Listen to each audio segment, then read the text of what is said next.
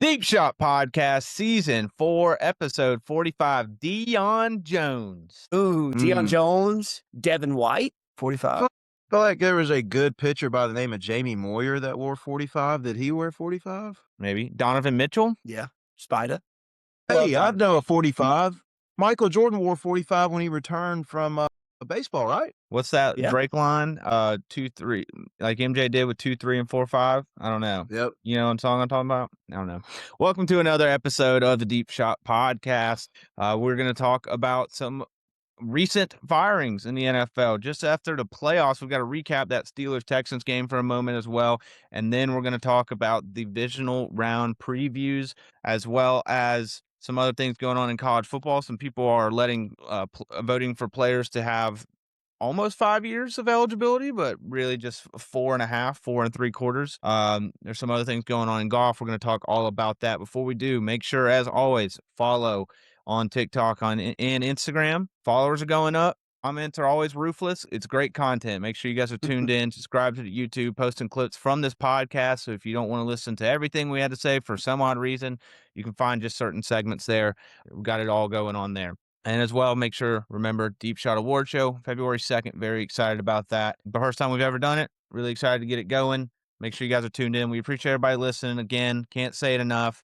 This year has been awesome. It's great checking the stats every episode. Makes me, and I'm sure these guys, really excited to keep it going on and on and on. All right. With Garrison, real quick before we get started, show off that little crew neck you're wearing. That looks pretty sick. A little treat for the YouTubers. Let's go. That's nice. Dude, I when I was buying this, well, we walked into the stadium and the merch was right there, and I did not realize that this was a crew neck. And then I got up into the close enough to see the price, and I was like, "Oh, that's definitely not a t-shirt." I will say that it was like $75. So, but it is very nice, very, very nice, and kept me warm and toasty in that Mercedes-Benz Stadium the other night. So let's talk about what happened on Monday night. We obviously recorded before the Texans-Steelers game. The game itself, if you watched it, was basically just defense, turnover. And it was a tight game. And then fourth quarter happened, and the Texans defense just kind of squeezed the Steelers offensive line, squeezed Aaron Rodgers, squeezed everybody out, and had 2 defensive touchdowns and just mollywopped the Pittsburgh Steelers, knocked them out of the playoffs. 30-6 was the final. And other than Aaron Rodgers, that was whole subject after the game. Next day, just as yesterday, Mike Tomlin announces he's stepping down, which you can have your opinion on whether they pushed him out, stepped down. Stepping down instead of being fired means that they still have his rights. So if any team wants him, they're going to have to trade for him, which that's really stupid if you ask me. Like the fact that that's a loophole, I guess it works out for the teams that let him go, because then if somebody wants him, they can get some benefit back. It was like Sean Payton and the Saints a little bit a couple years ago, but I just don't really like that idea. But Mike Tomlin, no longer the head coach of the Steelers. So now that's, I think, 9 head coach openings in the NFL right now to go along with the Ravens, the Falcons, the Titans. I can't even think of all the Raiders. I can't. Cardinals, but big ones, right? And the one that was a team was in the playoffs. The guy never had a losing season ever in the history of his coaching career for the Pittsburgh Steelers. The Pittsburgh Steelers only had 3 head coaches ever, if you didn't know that as well. So just thoughts on this in general. I felt like it was talked about a lot, but they made it to the playoffs. Who knows if they won a game, what it would look like. But they don't, and he's out. Yeah, so I was under the impression that this was a respect thing. Like, hey, we appreciate you being our head coach for the last, almost 2 decades. We will allow you to step down. We're not going to publicly fire you and all the humiliation that might come with that, yada, yada, yada. But today, Art Rooney, the Rooney family, historic family owning the Steelers for so long. And at a press conference, he said that when Tomlin came to him to meet, he was excited to talk to him about next year, about getting ready, running it back, and having at least one more season. And he said that Tomlin stepping down hit him. It was a blindside for him. So that surprised me, because I really was under the impression that this was hey, we're going to move in a different direction. And the writing was kind of on the wall for that, kind of the same situation as the John Harbaugh. Like, feel like this team should be doing better. We're not doing terrible, but kind of getting complacent in some ways, because, let's be honest, the last 5 years, the Steelers haven't really done anything. And this was This was Tomlin's 7th straight playoff loss. 7 straight. So that's kind of The Falcons still have a more recent playoff win than the Pittsburgh Steelers. How about that? Getting into the game, yeah. I mean, this was a tough one to watch because for a very long portion of this game, this was quite boring. And then in the fourth quarter, watching Aaron Rodgers, watching him fall apart like that was kind of tough. It was honestly really tough as an Aaron Rodgers fan, as an Aaron Rodgers guy. It was unfortunate. Starting with that strip sack, big boy touchdown, pick six, and then what could possibly be Aaron Rodgers' last ever pass attempt in the NFL was a pick six. So listen, I'll say this. Well, let me say this first. DK Metcalf in the first quarter of this game started off 2 catches, 42 yards in the first quarter. And I was like, man, the Steelers might have some juice here. You know, that they struck first. It was 3-0. And then after that, it was just dead. It was just dead. DK did not receive another reception for the rest of the game. And they were just really shut down. It was not a very good performance from Aaron Rodgers. So, maybe I'm wrong. I do anticipate this probably will be A-Rod's last start, and I think he'll retire because going down the stretch, he had some good moments here and there that I was like, oh, A-Rod's back, especially that, Week 18 game against the Ravens. He came through the late touchdown. It looked great, but a lot of times this year, he's looked like a shell of himself. So if he decides to come back, I'm sure that he'll be able to muster up a good season, but I wouldn't be shocked if A-Rod hangs it up because overall this has been a good season. He won the division. He made the playoffs. I mean, he's 42, 43 now? Mhm. I mean, there's nothing left for him to prove, so I wouldn't be shocked for him to hang it up with Tomlin. Yeah, obviously, I think this is, believe it or not, a good move for Tomlin. Because you got these situations where these coaches to talk about all the time, they overstay their welcome. I think he was about a year or 2 away from pulling another 9-8 season and them getting sick of it. And then, the whole legacy and regime and how you think of things just changes automatically. It does. So, Mike, to me, is forever Steeler. He shouldn't have to work ever again. I know they've compensated him very, very well. And he's got kids that are of age, like college age, high school age, that he wants to be around. So that's good for him. But, go to the game before I talk about him too much. It was a 1-point game going into the fourth quarter. And this score may stun you, but it was just like it fell off a cliff quickly. And Pittsburgh's situation on offense, extremely frustrating in my mind. I mean, they scored half of their points on their second drive of the game and didn't really get close anywhere in the third quarter or the fourth quarter. I mean, I understand what the whole goal of this thing was, right? Because CJ Stroud played poorly. You're trying to get him to kind of muddy the game up and then be able to just rely on your team to make a play in the fourth quarter and win, and that would be the culture. Well, that's all fine and well until you get a strip sack, and then they go down and march down for 87-yard touchdown, which was the biggest drive of the game at that point, and, that is all she wrote. So, look, Houston didn't face that great of an opponent. Let's be honest here. That Steelers team was not gonna make it I was very hopeful that they would make it to New England this week just because I thought that there's no shot that they would give us any kind of, after we played earlier this year, I know they gave us fits early on in the season. I just didn't think they'd be able to reproduce that. CJ Stroud had like 5 or 6 turnovers in this game and somehow scored 30 points and won. We all know how that happened. It wasn't from his marvel. It was from the defense. Licking our chops regarding New England for next week because there's not going to be a Nico Collins situation probably involved. CJ already looks a little rough. And I just think some of the decision making for the Pittsburgh Steelers, and namely Arthur Smith, has to be called into question. Like you're throwing tight end screens to Jonnu Smith after turnovers in the biggest spot of the game, and Pat Freiermuth is much better than Jonnu Smith, yet he doesn't play enough. I don't understand that. And even in the last couple of weeks without DK Metcalf, like Freiermuth is the second best receiver on the team. I don't know if anybody disagrees with that. And if you do, you can go talk to Calvin Austin if you want to and see if that guy's better than him. I'm telling you, Freiermuth is an NFL target. He's been made look good by some of the worst quarterbacks in the league over the last couple of years because the Steelers have had terrible quarterback situations the last 5 years. And by the way, in the last 10 years, I think they still have the fourth most wins in the NFL to yet have not really done anything. So again, going back to Tomlin, I think he's a legend. I think he's one of one. There will not be another coach to never go below 500 in that long of a span. ever again. Mhm. You just kind of found the right place at the right time for him. And I know if you guys go back, and most of us can't remember that far back, even if we wanted to, but he was 35 years old when he got hired, and he was a DC for one season. And they gave him the reins of this thing, and he's out 20 years later, um, as a legend. I mean, a Super Bowl champ and everything that you would dream of being as a head coach. Yeah, pretty incredible. I mean, just to go that long, and I just see pictures of him back when he first was hired, and he had the chin strap and everything, and how young he looked. Him and Harbaugh both. I mean, they were both the longest tenured head coaches. Now both gone crazy. It's all the thing that's like Zach Taylor is the only coach in the AFC North right now, which is just wild. Wow, that's great. If they just would have fired him, the whole North is up for grabs. That's wild. Mm-hmm. I saw a meme regarding that. It was, some kinda, like, knockout game, Mario Yeah, Kart game, and the dude yeah, just stood and there they like all his just controller died, and fall everybody off on just their roll off the own. map. Yeah, and Zach Taylor's just standing there winning. Yeah, it's interesting stuff. Obviously, the Texans will now play the Patriots. We'll talk about that in a little bit. Also, just wanted to recap from our last episode. We talked about, Greg Roman needed to be fired. Well, he is. Greg Roman's gone for the Chargers. Tampa Bay has also fired their offensive coordinator. Detroit fired theirs.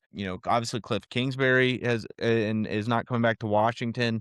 So right now, in the Eagles, can't forget about them. The Eagles let go of, I can't remember these guys' names.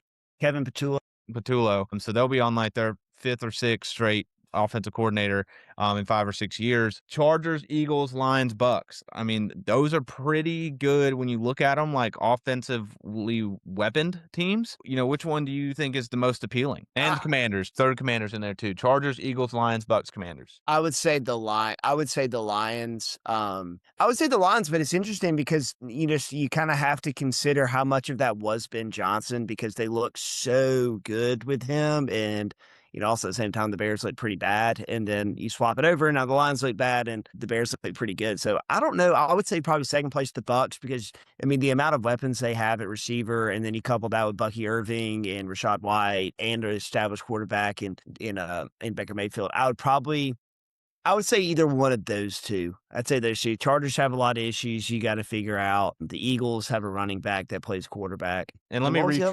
retract. The Commanders hired David Blau, so they do not have the opening anymore. That's a good hire. Forgot about him. Former Lions coach, Lions backup quarterback. The Lions last year they hired John Morton, and I remember in the preseason show, like if you looked at his his career, like he had done nothing impressive to be like an NFL offensive coordinator, and I think that's why we saw Dan Campbell like take over it a lot. So just interesting. Caleb, which one would you go with before we move on? I think the Detroit job is definitely the most attractive. You're talking about the star power you got a proven quarterback, you got really good production at the receivers and the two stud running backs, and you got a solid head coach. And I think that Dan Campbell, we gave him a lot of grief this year. I think a lot of the ineptitude of that team was just OC not having a good connection with Jared Goff, and it got to the point where the head coach has to call plays. And let me just tell you guys, if you have a head coach that doesn't call plays and he has to be forced to do it, your product on the field is going to suffer. He doesn't have the ability to bandwidth and pay attention to all the things he was supposed to do and scheme up the art of play calling. So I would say that's number one. In my mind, I think the Chargers are the second best. You got the best quarterback left out of the whole situation to me. And you also, like, their biggest battle they've got to fight is health, in my mind. Like, if the two tackles are healthy, I think that you got a completely different outlook on a team that won 11 games still this year. Yeah. Interesting stuff. And, Mike McDaniel will probably have his pick of the litter, you would think, in these situations. I don't know. Maybe he'll come to Atlanta as well. Yeah, I mean, we don't have an official posting for offensive coordinator, but he's been interviewed. He interviewed for the Bucks job. Zach Robinson did. So you can throw the Falcons in there. Once we hire somebody, we'll be able to bring in OC as well.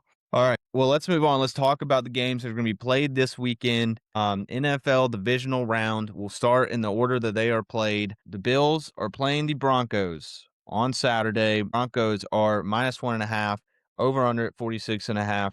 The first thing I want to say is the scheduling is so stupid. The fact that the Bills in the playoffs have to go on a short week across the country is insane to me. Like the fact that they couldn't give the teams that played on Saturday, the teams that played on Saturday this past week, the Rams and the Bears that are moving on, the fact that they both get to play on Sunday instead of them having to just have a week. And, it just makes no sense to me. So the Bills obviously have a short week, have to go across the country, are playing the number 1 seed.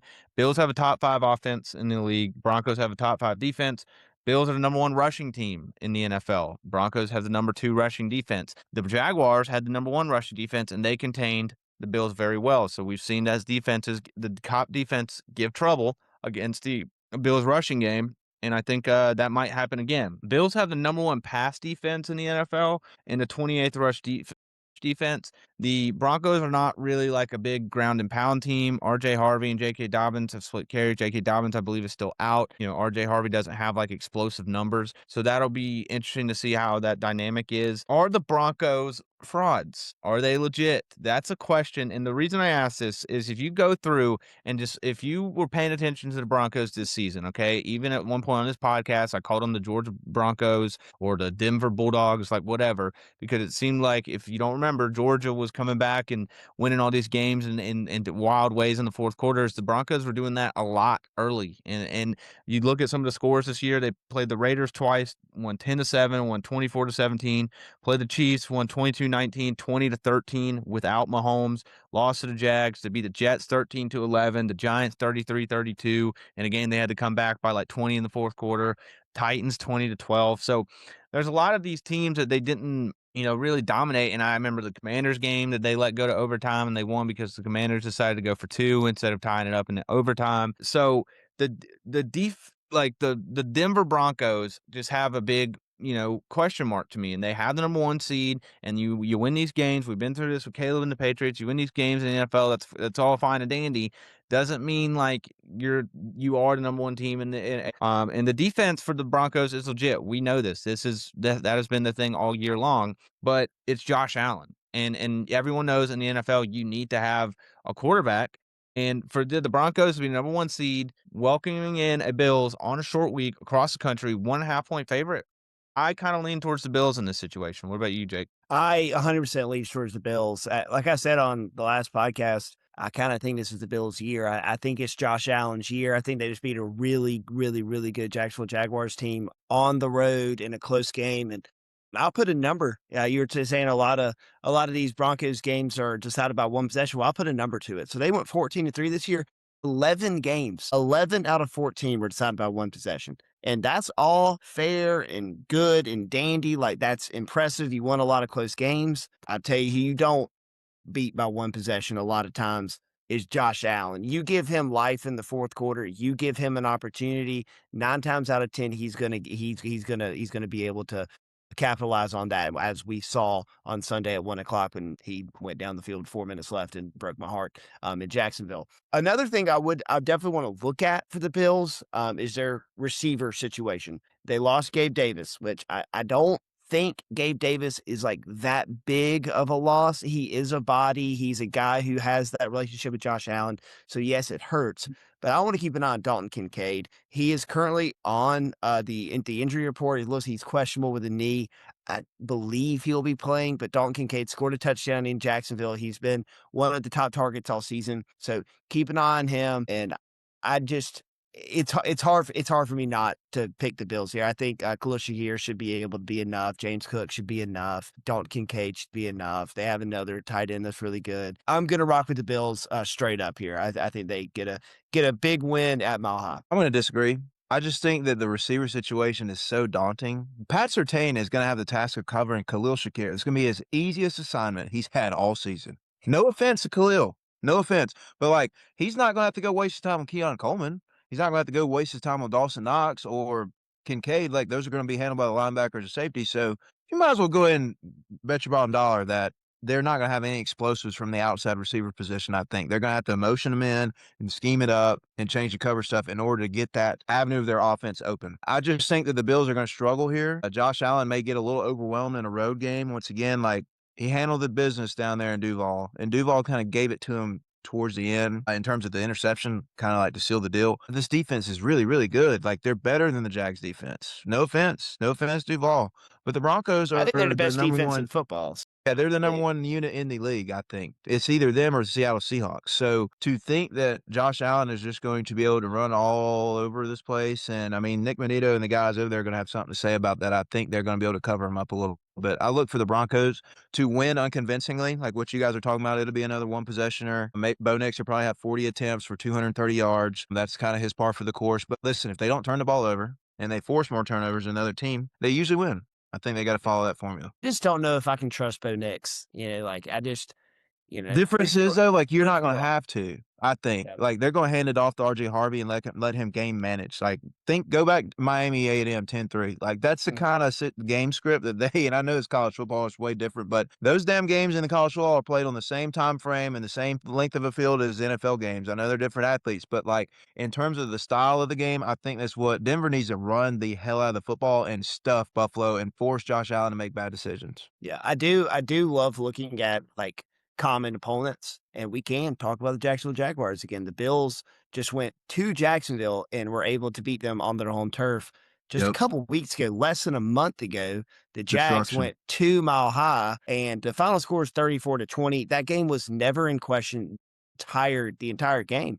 And the Jags made that daunting defense, which I'm not saying is a lie. It is a very good defense. They made him look pedestrian and made Bo Nix look pedestrian. They were able to contain RJ Harvey. And I don't know.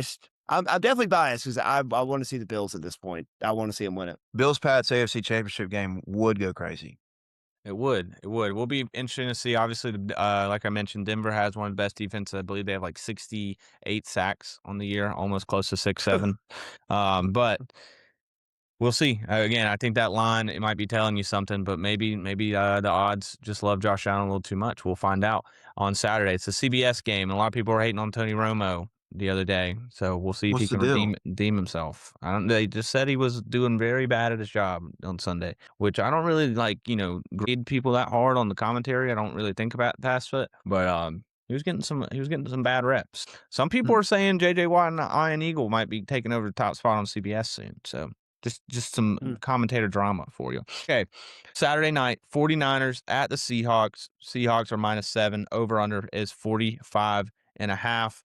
Who do the 49ers have playing at this point? Brock Purdy, Christian McCaffrey, Ricky Pearsall, question mark, might play. Juwan Jennings, and Trent Williams is limited in practice this week.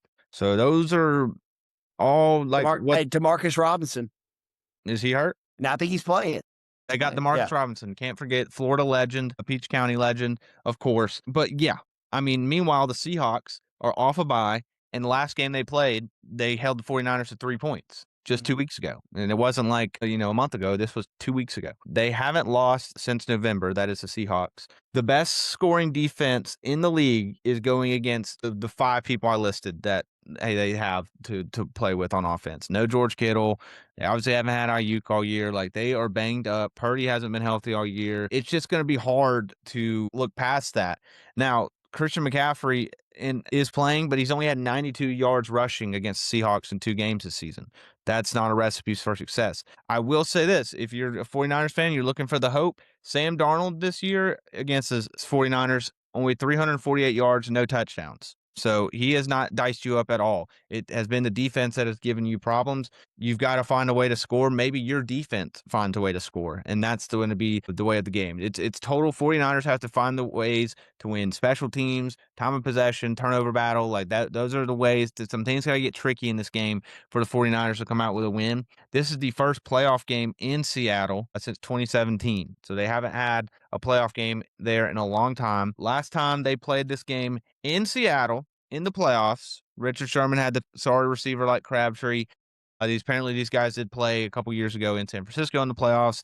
People in the comment section will tell you that. But I think it's really just hard to look past all the stuff we see for the 49ers and how depleted they are. And yes, it got past the Eagles, but is anybody raving about how good the Eagles are? No, that has not been a thing. Look for Jack Smith and Jigba. They have a breakout game this week. He's first time, I think first time he's going to be in the playoffs. So I'm expecting him to put up some big numbers. He's had a great season. 7 whatever. I don't, last week I got on my high horse saying the Rams were going to cover that 10.5. So, these numbers are big, but it's really hard. Seahawks are fresh. They know how to beat the 49ers. So I think the Seahawks are going to win. It's hard. If 49ers win, though, it feels like it's going to get to the point where they'll get to the NFC Championship, but they'll get smoked. Like, there's no way they can get pat. Like, this is the furthest they can go, it seems. Well, I feel like if they're able to muster up a win against Seattle, then I feel like they have a shot. But yeah, I'm with you. I don't see it happening because of all the injuries. It's just really caught up to him. And it's just, you're matching up against Seattle, who we're just talking about Denver's defense. Well, if there's a number two, it's Seattle. The defense is ridiculous. Their secondary is ridiculous. They have a great pass rush, and they have a very good offense as well. The recipe for success for the 49ers in this game is you're going to have to look at the box score at the end of the game, and Christian McCaffrey's going to have 200-plus yards, and he's going to need to get into the end zone, I'd say, twice at minimum.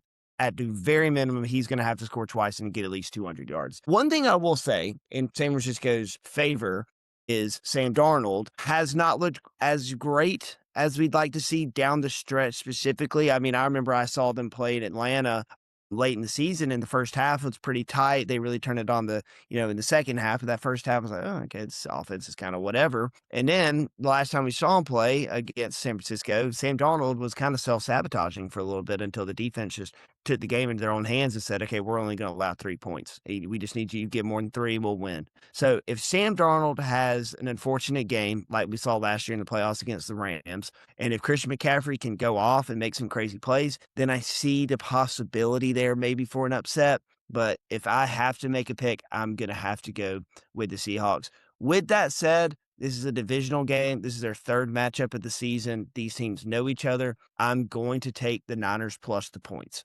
I'm going to say that they can keep it within a touchdown. I wish it was at 7.5. If I could get the hook, that would make it even more enticing. But I don't have it, but I'm still going to take the +7. But I don't anticipate the Niners being able to have enough to pull it out. Yeah, I'm with you guys. I'm sitting here staring at the injury report here. 49ers do have a shocking name on here that was a limited participant in practice today. His name's Fred Warner. Didn't know that he had a shot to come back this week, but he does. That would be a big boost, but I think the help they're going to need is on offense, to be honest with you. I think that what you guys' analysis you laid out is the truth. The San Francisco 49ers with, the health of Trent Williams kind of in question. We already know the usage rate of McCaffrey, what his production's done this season. Now, they do have Brock Purdy going for them, but we said that as well before he went out and scored 3 points against the Seahawks last time we saw him. So interesting. Yeah, it's been shaky the last couple weeks, but Sam Darnold's not any slight of he's not too far ahead of him in terms of who's been playing the best right now here at the tail end of the season. I just think that the Seahawks got a home game here. 12th man is no joke. Yes, the 49ers are used to playing in this spot in that stadium. They're familiar with who they got, but I just believe that it is Seattle written all over this thing. And can I be honest with you? I think this is the NFC Championship game. I think if the 49ers do beat them, they're gonna go to the Super Bowl and limp in to play whoever AFC team they do. I don't know if I'd go that far. I don't agree with that at all. Far. Yeah. Rams are on the other side. Okay, well, we're going to get to that game in a second, but I don't think I'm going to predict that game like you think I did. Oh, okay. Interesting. We'll see. Game's on Fox. Tom Brady game. All right. Sunday, 3:00. Texans are going to New England to play the Patriots. Patriots are -3. Over-under is at 40.5. You guys keep talking about the Seahawks defense and the Broncos defense. Are we forgetting about the Texans? Or are we forgetting about the real best defense in the NFL? Caleb, are you nervous that the Patriots are giving up 3 sacks a game and have a shaky offensive line, and they're going to go against this Texans swarming off defensive line? Does that make you a little nervous? No, because we did it last week. I mean, the Chargers are a formidable front as well, and to be honest with you, Drake May's been getting lit up all season, so he's got the best QBR under pressure in the league. So no, it doesn't scare me. Okay. Texans second in defense. They are second in points, first in total yards given up. Patriots are going to need to have another defensive performance like they did against the Chargers on Sunday night to win this game, it feels like, because the Texans are obviously going to suffocate. The Patriots offense showed the other night that they will struggle. They will struggle to move the ball. So the Patriots defense, with the Texans not having Nico Collins, with Christian Kirk being a little shaky, we've talked about C.J. Stroud and how the turnovers they were having on Monday night. Like, the Texans are going to be coming off a short week. The Patriots are going to have to get it going defensively and cause havoc for CJ Stroud, which I think they can. It's just when you have a defense like the Texans that is just so disruptive and causes so many turnovers and can score touchdowns, it gives me caution. The Texans are like one of the hottest teams in football. I mean, they've won, 9 games in a row, 10 games in a row. Special teams, I think, is going to be a big factor in this play, or in this game. Got to make the field goals, got to make the extra points, got to get the punts off, got to win field possession. So this one's going to be a close one, but I'm going to go with the Texans. Texans are just too hot right now. They're just too hot right now, and I think the defense is going to make some plays. The Patriots, we've been saying it all year. They're just the schedules, and they haven't got to play the Texans this year, and I think it's going to bite them. You just saw 6 turnovers out of the quarterback for the Texans the other night, and you think he's going to beat Drake May, the MVP? The MVP is Matthew Stafford, first of all. And the second of all, the Patriots defense I saw Drake May miss a lot of throws the other night, and the Patriots defense win them a game and the special teams unit, which again, special teams is going to have to win, defense is going to have to win. But I think I give that advantage to the Texans in both of those categories. So, Okay. Yeah, I listen, I think the Texans are going to be a really tough out. I think they have a great defense. I think they've shown it's like 3 straight years where they've won a playoff game. Three straight years. But I mean, correct me if I'm wrong, but those are all 3 games were wild cards. They haven't won a divisional yet. They have not gotten to the AFC Championship game, and I don't think that's changing. I listen, I've been hard on the Patriots all year.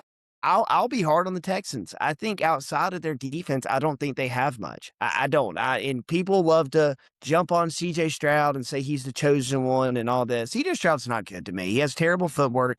He's inaccurate with the ball. He doesn't really have the receivers, especially if Nico Collins is banged up. No, Christian Kirk, he was good in Jacksonville 3 years ago. He's not that same guy. Yes, he had a good game this Saturday, but this is the Patriots we're talking about. The Patriots don't have a slouch defense. They're formidable on their side as well. I mean, they're not the Texans, but they can play defense on that side. And I think at the end of the day, Drake May is going to be able to settle down. Yes, he looked shaky last week against the Chargers, but I think he's going to be able to settle in. And you also have to remember Mike Vrabel on that side. He has a lot of playoff experience. He has a lot of experience playing against the Texans. When he was in Tennessee, I don't know if a single player or coach is still there from when he was in Tennessee, but he's seen that logo a lot, if that counts for anything. I'm going to go with the Patriots, and I'm going to go with the Patriots -3 to be able to move on. Appreciate you, Jake. I think they did bump into each other. And Vrabel's last year in Tennessee was maybe D'Amico's first year in Houston because he's been there for like 3 or 4 years now.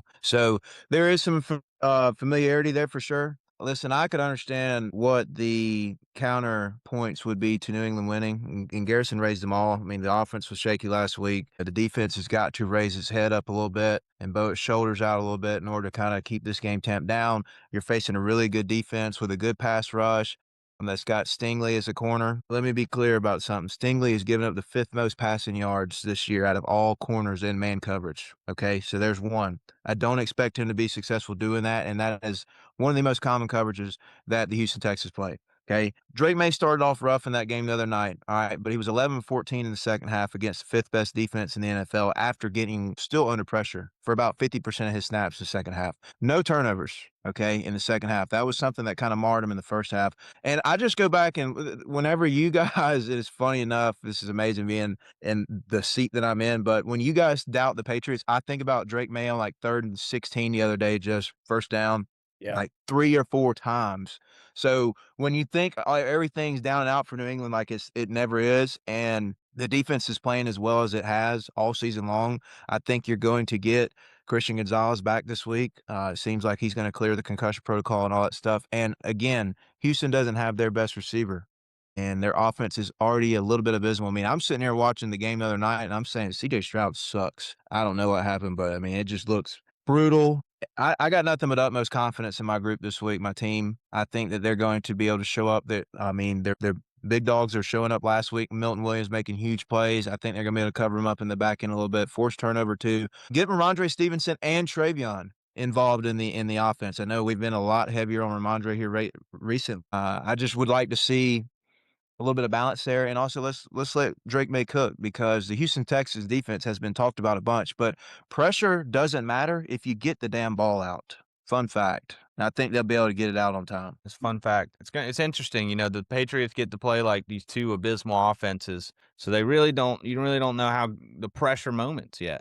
You know, will we see that when they play Buffalo next week? Hopefully, That's all right. I mean, if the Jacksonville Jaguars stood on 10 toes last week, it would be them coming to England this week, but it didn't happen. Just for the podcast, too. I wish Oh, we that'd had a been so matchup. It would be awesome. It really would. Can I tell you this, though? I'd have been much more scared of that team than the Texans. I did say 2 weeks ago that the Texans were the team that scared me the most, but now that I've seen them on the offense a couple times, I'm not too terribly worried about that one. Not too terribly worried. And you want to talk about the hottest team in football, Gene? Texans 9 straight, whatever. New England's lost one game since the beginning of October, and it was to the Bills, who they had already beaten. but they haven't won 9 or 10 in a row.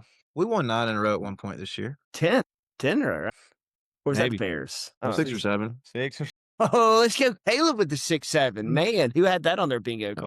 Oh, man. All right. Last game, Sunday night. Rams are playing the Bears in Chicago. Right now, the Rams are -4, over-unders at 48.5. Both coming off electric games on Saturday, right? The Rams played the Panthers down to the wire. We know what the Bears and Packers did. Both seem like, in my opinion, these seem like the best teams to root for the rest of the way in the playoffs. Like, these seem like the most likable teams, the most likable coaches in my eyes. Awesome young coaches they both have. Only one of these teams, though, has a Super Bowl winning quarterback, and that's the Rams and Matthew Stafford. Fun fact, these guys have not played in the playoff since the 80s, 1986, last time the Rams and the Bears faced off in the postseason. I worry about the Bears being able to stop the Rams because the Bears do have a bottom 5 defense in the National Football League. Will the weather be a factor? I don't have it pulled in front of me, but it's Chicago. It's going to be cold. Might be raining. 18 degrees. It's like wind chill of like 0. Will that be a factor? I think the status at Matthew Stafford is like 1 in 15 or something in outdoor, or maybe it's not him. Maybe it's indoor. I can't remember, but it just feels like the Bears' luck. I'm going to call it luck. There's grit. Okay. I feel like the Bears' luck is going to run out. I just think the Rams are a better team. I think the Rams have the MVP in Matthew Stafford. I think their offense, when it needs to score, is going to score. I don't think we're going to be in a situation where if the Rams are winning by 2 scores, that they're going to stall out. I just don't see that. And I also don't see a situation where if the Rams go down, they're not going to be able to respond. I don't find that plausible. I'm still rooting for the Rams. I still think the Rams are the best team, and they're going on the road, and they're a 4-point favorite in the playoffs. I'm taking the Rams. Yeah, so this is one I've been going back and forth on. A lot of me wants to take the Bears and rock with Ben Johnson, rock with Caleb Williams again, because I really do like that pairing. I like DeAndre Swift. I love Colston Loveland. I like DJ Moore. There's a lot about the Bears that I do like. It's hard for me to imagine them winning this game, if I'm being completely honest, mostly because of that defense that you're talking about that has been kind of getting shredded the entire year. I see, like you said, the MVP, the most valuable player, Matthew Stafford, being able to make plays. I see Puka. I'm sure he's been beating himself up this week for having those drops, especially that one that should have been a touchdown for the half. Devontae Adams is, each week we get along here. I mean, don't forget, Devontae Adams was a little banged up at the end of the year. So we're going to most likely see a more healthy Devontae Adams this week. Kyron Williams to be able to run. I see the Rams being able to win this one. I think they're going to cover the 3.5. I think they probably win by a touchdown. Shout out to my mom. I don't know if y'all know this, but she's just kind of decided she's an LA Rams fan now because she loves Matthew Stafford and Kelly Stafford. I think she thinks she's best friends with Kelly Stafford on Instagram. But I'm going to rock with the Rams. Shout out Christy. I'm going to start mine with a moment of silence for my Super Bowl take. I'm knocking both teams out. I'm taking the Bears. In the last decade, stat for you, teams that play in a dome in a playoff game in sub-freezing temperatures are over. These boys are LA boys. They ain't ready for that 10-degree and 30-mile-an-hour winds. I just think that the Rams are going to have to go in there and run the football in order to decide this thing. And yes, Matthew Stafford's Matthew Stafford. His name don't change whether it's 100 degrees outside or 0. I understand that. The play does, though. He's older, okay? Let's not discount that at all. It makes a difference. And when you're not used to playing in that weather, it's going to be an issue. Now, I read today on the flip side, the Bears have been practicing outside in the cold damn near all year. And Ben Johnson told the players to suck it up whenever they were bitching about it in like week 10 and week 11 because they wanted to go indoors or turn the heaters on. He said, no, this is going to help you later. You're going to thank me later. And here we are. So these guys are tuned and conditioned and playing into that bullshit that they're going to have to go into in a couple nights. The Rams, you can't practice for that in LA. You would have to go sit in the cool of the In-N-Out in order to get a practice session, and that's that cold. In-N-Out sucks, dude. If you, I just needed to say that. In-N-Out sucks. Never had it, so I wouldn't know. But Don't eat it. The burger's okay. The burger's okay, and it's relatively cheap, but they have no effort in their fries. Absolutely none. Just wanted to say that. So that being said, I just think that the Chicago Bears got a little bit of magic. I know teams that come back and major comebacks in the playoffs, and their next game is usually a letdown. I just think that there's something to this guy named Ben Johnson. I'm going to be honest. I feel like he is, dare I say, next in that kind of category of like, I'm that dog. Yeah, I'm that guy in Paris. That's what I think he's getting to. Okay, I mean, he's in the McVay area. He's in the McFleur area, or LaFleur area. He's in the, dare I say, Mike Vrabel area. He's in the Shanahan area. Like, it's going to get there really quickly because this Bears team was a joke. And they're sitting here. They're about to beat the Los Angeles Rams, if I think it goes how I want to go the NFC title game a year after being the laughingstock of the NFC North, the hardest division in football. So we thought. Well, they did have all the teams. Every team in the NFC North did finish with a winning record. So just a little tidbit for you. Matt Stafford went into Philly last year and, I mean, damn near took the Rams to the NFC Championship. I mean, But he didn't. He was there, though. Like, he was there. He was literally right there. So I think this game's going to be a tad bit colder than Philly was last year. I know it was snowing in Philly or whatever at the end of the game, but like, this is like polar plunge level cold. This is going to be near breaking records cold up there for them, and the wind situation too. It's not going to be easy to throw the ball. Do you guys think that like teams should stop playing outdoors? No, absolutely not. I'm anti-dome just in general. Like, I'm cool with the Super Bowl being played in the dome, but like, no, absolutely not. If I was an NFC North team that like got a chance to expand or rebuild my stadium like Cleveland is about to have, make that bitch outside, because here before long, everybody else is going to have the indoor stadiums, and when they come to play you in the playoffs, they ain't going to know what to do. I mean, going to the playoffs. That was a funny joke, Caleb. That was a good one. The Bills are building a dome. The Bears want to build a dome. Like, if they got their new stadium, it was going to be a dome. Right. Everybody's trying to do the SoFi thing, where it's like kind of open but not open. You know, there's a hole in it. You know, there's blowing rain in one part of the stadium during the Natty for Georgia, but the rest of the field is dry. They want that kind of stadium now. It just has no flavor to me, and the elements are something that it's part of football. Like, it is inherently part of the game, and you're just trying to eliminate it. Are we soft? Are we basketball? I need to start flopping? Some people already are flopping. I remember when the Falcons played the Dolphins this year, and it was like cold and rainy in Atlanta like all week, and they were practicing in it. And then come to game day, and they sealed up the roof and played inside, and we lost that game. And I was listening to Matt Ryan's podcast later that week, and it's like, we've been practicing in the cold rain the entire week, practicing outside, practicing in the cold, practicing in the rain. While on game day, are we closing it up when you got a guy like Tua who's never played well in conditions? Never. We're like, all right, it's 75 and cool and feels nice in here, and let's play football. He had one eye that day too, by the way. One eye. Okay, that will wrap up our NFL divisional preview. Excited, another big weekend. And look, if you guys can't, do the math, I'll do the math for you. There's 8 football games left, 7 in the NFL and a national championship on Monday, which we'll preview on the next episode. All right. Let's talk about this, though. I wanted to bring this up because it was an announcement that came out today, yesterday or Monday, whenever it was, about college football redshirt rule. Now, if you don't know about the redshirt rule, it used to be like, go back 20 years ago, that you would redshirt a player and he couldn't play at all the season. Like, he wasn't allowed to play at any point during the season if he was on a redshirt.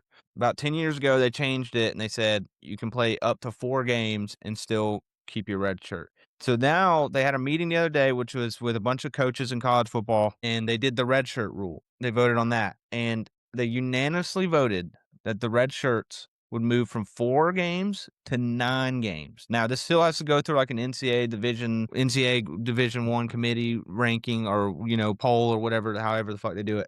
But 4 to 9, I mean, you might as well just give them 5 full years of eligibility. I mean, 9 games, and this and like the fact that you are now saying like you can play until we're eliminated from the playoffs and then we can redshirt you. Like, that is crazy. That is absolutely crazy. And apparently the meeting, from what I read, was mostly coaches, like I had mentioned, and they wanted, like, Kirby Smart was there, Dabo Swinney was there, Marcus Freeman was there, and the coaches thought that they were all going to be talking about the calendar. and apparently they just got stuck on a vote to give players like another 5 games of eligibility. Just hilarious concept. Basically feels like they are just giving players another COVID year. Like, you know how COVID, basically if you were here during COVID, like you got to play like an extra year. That kind of is what it feels like. Like I just don't see the it baffles me. So I just wanted to hear you guys and what you might have thought of on that. Yeah, well, I think this goes in great with our segment that we closed our last episode on, talking about how college football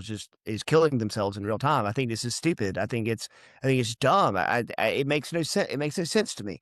Another thing that kind of goes hand in hand with this is TJ Finley, who's been quarterback at LSU, Auburn, Texas State, Tulane, Western Kentucky, and then last year Georgia State. He got a 7th year at Incarnate Ward, a 7th year. But meanwhile, right now the Trinidad Chambliss can't get a 6th. Can't get a 6th. And Yeah, for that's having interesting. tonsillitis.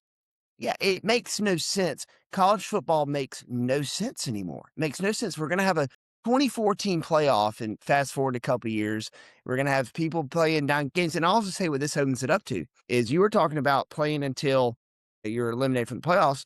What about these teams in the SEC, Big Ten who play 3, lower level teams every single year? Well, you just don't have to play those games. But, you can be our starting quarterback, and if you get to, game 12, there's 3 games you didn't play in, and then you could damn near play the entire season. And then if you get to the SEC championship game, you get to your conference championship game, it's like, all right, we're going to burn your red shirt. You go in to play. If you don't make it, all right, you're not going to play in this. We're not going to play in the conference championship. You're not going to play. You're not going to play the bowl game. You get that whole year back. And that's what this opens it up to as well. So I think it's dumb. I think it makes no sense. And I think college football has completely lost what it was college football. What was college football? And you say it right. I mean, I remember like when in my playing days, it was like when you were redshirted, it's like you wouldn't dress, like you would dress sometimes and it's like, all right, here's a headset. You don't even bring your helmet out on the field because you're not playing. You are not playing. You are going to be redshirted. It doesn't matter what happens unless it's like some huge game. Because I remember like you throw it back to like when we're in like middle school watching like Georgia games. And I remember it being the biggest deal. Like who was the quarterback? He was number 12. He was like our punter. Bryce Ramsey. Bryce Ramsey. I remember it being What such a a big callback. I remember it being such a big thing with I think it was Aaron Murray. For Maybe fun. you know what I'm thinking about? I'm thinking about Hudson Mason when Aaron Murray was the quarterback and they dressed Hudson Mason for the SEC championship game. In case Aaron Murray got hurt, they were going to burn his red shirt and trot him out there to try and go to the national championship. And that's just how crazy things have changed. Like I know 2012 feels like it was a long time ago. In the grand scheme of things, that was 14 years ago. That's not that long. That's not that long ago in the grand scheme of things. College football's been played for 200 years at this point. And now we're looking right down the road and say, hey, you can just play in 9 games and still get that whole year back. You can play in the college football for 7 seasons. We got 12 teams compete for the national championship game. We're about to get rid of the SEC championship game. We're about to get rid of the Big Ten championship game. Bowl season sucks now. Nobody watches the bowls. We got players that are going to, like I said, 7 schools in 7 years. We got people getting paid $5 million. We got the whole Dylan Raiola situation where he's committed to this team. But all these transfer portal guys are committed. They're not, a lot of them aren't signed. They're committed. They could just up and leave. We got that guy at Washington who's signing a contract and decides, you know what, I want to test my waters, and he's gonna try and get out of it. College football's lost its way, and it's a shame. Oh, but they let him back, dude. It's all good. They're good.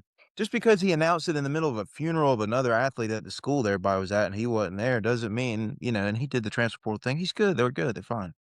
I think I'm going to counterpoint to what Jake just said. I think it makes sense, but it's I haven't thought about it from y'all's perspective in terms of like, okay, well, somebody's just going to get to like game 9 of the SEC conference schedule and they're just like, well, I'm done. Or, these conferences that play 9 conference games are just going to play their depth guys during the conference schedule, not play them in the 3 games at the beginning of the season or anything in the postseason, just so they can save their red shirts. More so what I'm thinking about that 5th-year model that they were trying to get to, and they were trying to provide an incentive for the players to not opt the hell out in the middle of the season.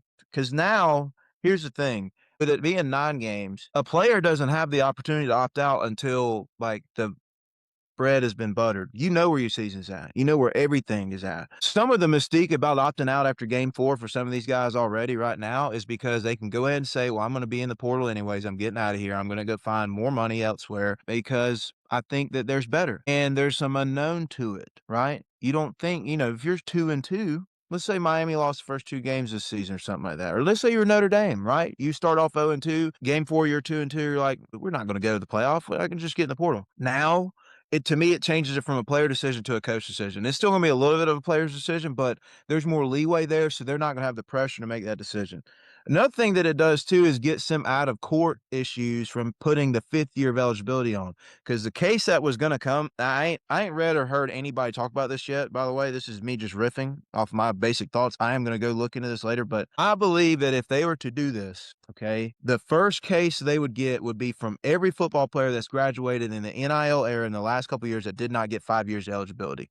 Okay. And they're going to go say that you took a year of value away from me, and they're going to blow up the NCAA essentially in that process because somebody's going to be liable for the damages. It's like now they got all these G League players and stuff like coming back to play college basketball. Thing is effed up because there's nobody. They got the biggest cruise ship in the world, and it's running right next to the cruise ship of the NFL, which is the biggest sports organization in the Western Hemisphere. But there's a captain on that boat, and everybody knows that guy is. There's nobody driving the ship over here. Mark Emmert is a name that's just been forgotten. I don't even know if he's still the NCAA president.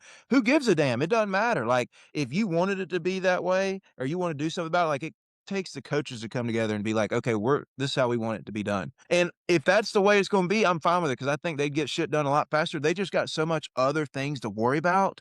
It's hard for us to task the coaches to fix football and do that. But yeah, I mean, you're having midseason signees in basketball because nobody's telling them they can't. Like, this guy is coming out of the G League. You're going to have this is what you're going to end up having. You're going to have a 7th round quarterback say, I'm not playing for the Miami Dolphins or the New York Jets. I'm going back to college. This what's going. It's gonna. I mean, by rule, you can do that because remember the rule for forever was once you sign an agent, once you are signed to an agency, you cannot come back to college because you make money at this point. But now you have like the Ty Simpson situation we talked about at the end of last episode, where he's signed an agent. Which, I mean, most of them already have agents because they get paid now. He's declared for the draft, and now it's like, well, maybe I can come back to play at Miami and make $6.5 million next year. Like first round signing bonus money at the back end of that thing, money. That's insane. Rules are cool when they're enforced, but if you have nobody to enforce rules, they're just words on a damn piece of paper and nobody gives a shit. Like it's not going to matter if somebody's not there to enforce whatever rule there is for this. I saw a take today that was like the NFL is going to have to start like bumping up like 2nd and 3rd round draft pick salary to like signing bonus because of the way colleges and NIL is working to bring back athletes. Like, it's at this point, it seems like if you're a 1st round pick, unless you're Dante Moore, like, why? Yeah, you should go. But like, if you're, 2nd, 3rd round pick, it's like, oh, well, you're not even going to make as much money as in you're going to make coming back to college. Good luck getting that done. I don't think the owners will agree to it. Here's the situation that's on the NFL's hands. It kind of matters to them what the hell's going on in the NCAA, and they've kind of turned a blind eye to this thing for forever. But Goodell probably needs to go meet whoever the ghost of the NCAA is that's running that shit. Maybe it's an AI bot. I don't know. Go talk to it and be like, look, we're going to send a guy. We're going to help you set up your league to run. If you want to go to a pro style, okay, you need to go in and say you got to have clear and defined rules about salary cap, player movement, roster retention, etc. Things that are important for NFL organizations is going to be the same thing for college. All right. If you're going to pay these guys, everybody's got to abide by the same damn rules. You can't have shit that went on this year, like with Texas Tech and LSU are front loading contracts in Texas. And now they're resetting the market for all these other guys in the portal because they got more money. And if the NFL doesn't, what you're going to have, and the reason why it matters to them is because they're going to get less players come to the league. The talent pool is going to get watered down, like it already isn't. If you can't see for yourself that the talent pool, and go talk to the GOATs of the NFL and college football and see what they think. They're telling you that the product is not what it used to be, and it's not going to get any better by raising the price of a 3rd round pick. College football needs to get its bearings back about itself. Like, these kids are too damn entitled. They have yet to earn a thing. Guys used to not think they made it in life until they got their second contract in the NFL. Now it's your second NIL deal. Interesting stuff. Wanted to get you guys' takes on that. We'll see how everything goes on the rest of the way. To wrap it up here, I know we talked about Caleb's deep thought the other day was about Brooks Koepka leaving LIV, coming back to PGA, and now Bryson DeChambeau has announced that he's staying at LIV. Is that correct? That is correct. But if you listen to the press conference, they ask him, like, so Bryson, what are your plans? He's like, I'm under contract. I'm contractually obligated to be here until 2026. I'm looking forward to this season. And Liv posted it. Liv posted it like, we're ready for 2026. Fire me up. That guy's gone. He's gone as soon as that contract's up. And then they passed it off to John Rahm, and John Rahm's like, yeah, I'm kind of thinking the same as Bryson. Yeah, I'm under contract. I'm excited for this year. Excited for the team. Excited to go back to back. It's like, well, it's like the most uninspiring tone you could ever imagine out of those two guys. Money doesn't buy happiness, people. I think they're gone. I think they're gone. Once that contract's up, they gone. Maybe so, and they should probably would be a great financial move for them to do so. I think Bryson really values his freedom. I mean, that's the reason why he stayed in that league. I mean, you can say whatever you want to, but LIV does provide a lot more freedoms. And it felt like to me about 2 months ago, this is crazy, but the LIV League is closer to dying today than it was 2 days ago by a long shot. 2 months ago, I thought it was going to legitimately merge with the PGA Tour, and it was going to be side-by-side entities that support each other. Done now. I think it's toast. Brooks, I think, made the right decision, though. Like, he's going to come back into the fair graces of everybody with this, and I hope he plays well, even though he hasn't been in LIV. But I would like to see what Bryson DeChambeau was given yesterday assurance of to make him say, I'm still here. Because it must have been a long number on that paycheck. How many zeros? It's got to be at least 9. It's a lot of zeros. 8 or 9. Man. It's like $1 billion. He's $750 million athlete. I'd say seven zeros, tens of millions of dollars. I'm not going to hundreds of millions. I mean, he didn't come out and say he signed an extension, so maybe they just gave him a boost for next year. But I mean, the guy makes a lot of money off YouTube and all sponsorship deals and all that other stuff. And the money, I'm pretty sure, has already been that check's cut. So the majority of it was a signing bonus. Interesting to see. We're locked in on TGL now, though. But Brooks can play TGL next year now because of this, too. I'm seeing a report, and maybe I'm getting catfish here, but looks like Dylan Raiola has entered the transfer portal. Shocker. I told you. Let's see if Jake is known for getting messed with. It's Shane Tuttle, NCAA. Okay, all right. So I clicked his profile. Number one thing says, everything I do is satire. So never mind. Unbelievable, man. We get clickbaited more live than any other podcast in America. Man, that's funny. All right. Well, that will wrap up episode 45. Next one will be recapping the divisional round, giving you a quick preview of the national championship. I'm really excited for this last month of potting we got to go on. All right. So only a couple episodes left. Make sure you're locked in. For Caleb and for Jake, I'm Gary. Deep shot out.